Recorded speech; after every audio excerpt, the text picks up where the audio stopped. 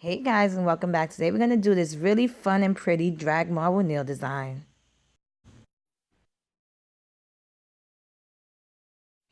So I already painted one coat of white polish and the second coat has to be thicker.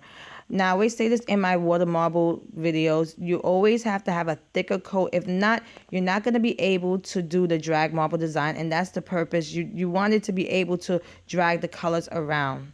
Now I'm adding drops of lavender and blue because I just thought this color combo is just really pretty together.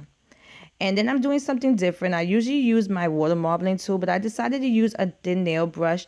I rarely do this, and I'm gonna do this more because I love the way this design came out. The brush just has a more flexibility than a water marbling tool or a nail dotter because of the fact that, like I said, you can move it better, and it gives it a more a prettier look, and it gives it a water marble look, which a dry marble design is kind of like a little substitute if you don't know how to do a water marble design.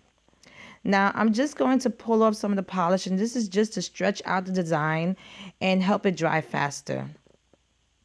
Now I'm going to add some lines, and I just wanted to give it a little bit more definition. I thought the lavender kind of overpowered the design, so I just wanted to show you that there's a little cheat sheet right here of, if it doesn't come out the way you want it, just add a couple of lines into it.